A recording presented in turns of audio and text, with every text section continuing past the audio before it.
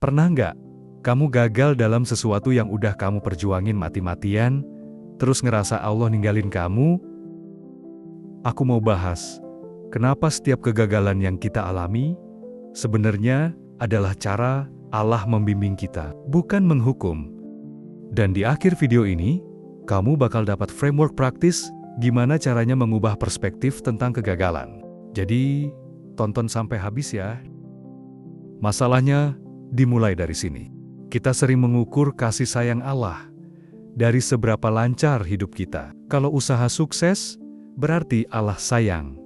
Kalau gagal, berarti Allah jauh. Padahal ini pemikiran yang keliru, karena kasih sayang Allah bukan tentang memberi kemudahan terus-menerus, tapi tentang memberi apa yang kita butuhkan untuk tumbuh. Dan kadang, yang kita butuhkan adalah kegagalan. Kebanyakan kita punya mindset kayak gini. Aku udah sholat, aku udah doa, aku udah usaha. Harusnya Allah kabulkan. Tapi pas gagal, kita langsung bilang, Allah nggak adil. Ini masalahnya. Kita nganggap doa itu seperti transaksi. Aku kasih ibadah, Allah harus kasih hasil. Padahal doa bukan transaksi.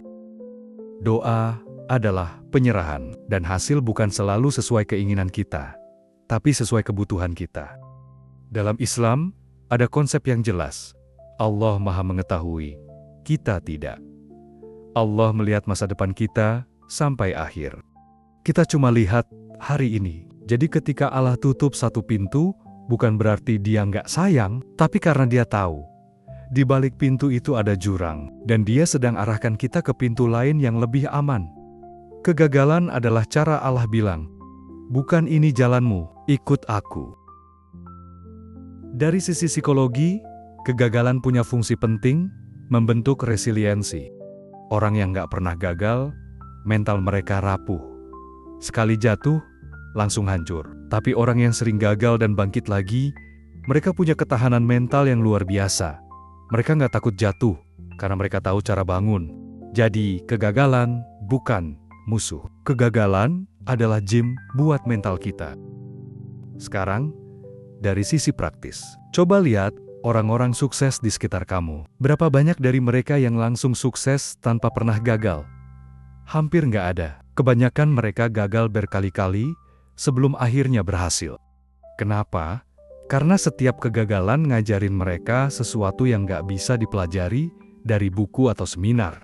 Kegagalan adalah guru terbaik yang pernah ada. Jadi gimana caranya kita mengubah perspektif tentang kegagalan? Langkah pertama, terima bahwa kegagalan adalah bagian dari proses. Jangan lawan, jangan sangkal, jangan menyalahkan diri sendiri atau orang lain. Terima dengan ikhlas, karena penerimaan adalah awal dari perubahan.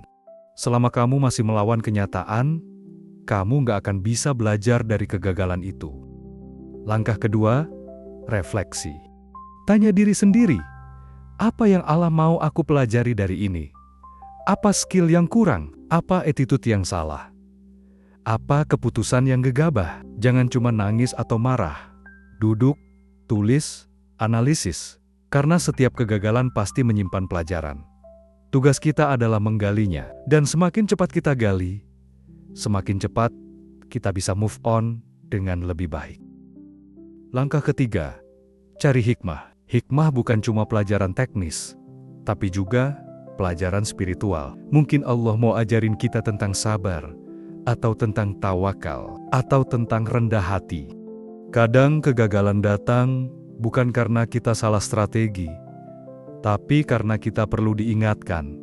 Ini semua bukan karena hebatnya kita, tapi karena izinnya. Dan kegagalan adalah cara Allah ngeriset ego kita.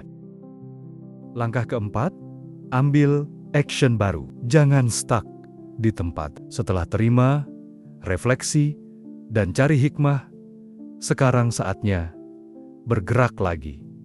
Tapi kali ini, dengan strategi yang lebih matang, dengan mental yang lebih kuat, dengan doa yang lebih ikhlas. Karena kegagalan bukan sinyal buat berhenti. Kegagalan adalah sinyal buat pivot, ubah arah. Tapi jangan berhenti jalan.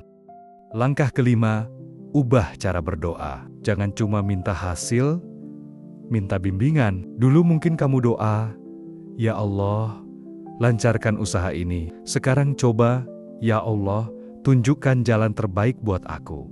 Kalau ini jalanmu, mudahkan. Kalau bukan, alihkan aku ke yang lebih baik." Dengan doa kayak gini, kamu lebih siap terima apapun hasilnya. Karena kamu percaya, Allah lebih tahu.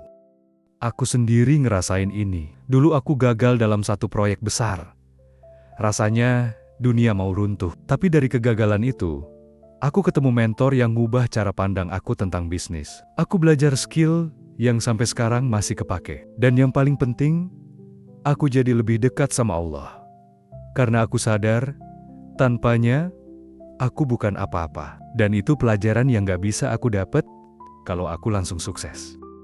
Jadi kesimpulannya, ada 3 hal penting yang perlu kamu ingat.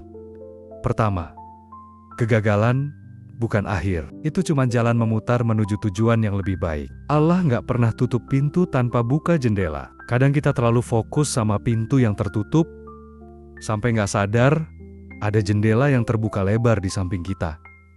Jadi buka mata, buka hati, lihat peluang baru yang Allah kasih. Kedua, Allah nggak selalu kabulkan doa sesuai keinginan kita, tapi sesuai kebutuhan kita. Kita minta A, Allah kasih B.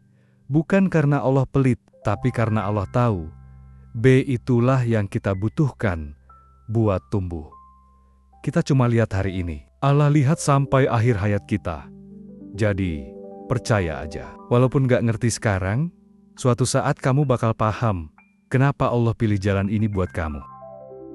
Ketiga, yang paling penting bukan apakah kita sukses atau gagal, tapi apakah kita tetap percaya sama Allah di tengah kegagalan. Mudah percaya Allah saat semua lancar, tapi percaya Allah saat jatuh, itu ujian sesungguhnya. Dan Allah nggak minta kita sukses terus. Allah cuma minta satu hal, tetap percaya. Karena iman yang teruji oleh kegagalan, itulah iman yang kuat. Jadi kalau kamu sekarang lagi di titik terendah, jangan menyerah, jangan bilang Allah ninggalin kamu. Coba bisik pelan, "Ya Allah, aku nggak ngerti kenapa ini terjadi, tapi aku percaya Engkau punya rencana yang lebih baik." Karena, percaya atau enggak, justru saat kamu merasa paling sendirian, Allah sedang paling dekat. Semoga bermanfaat.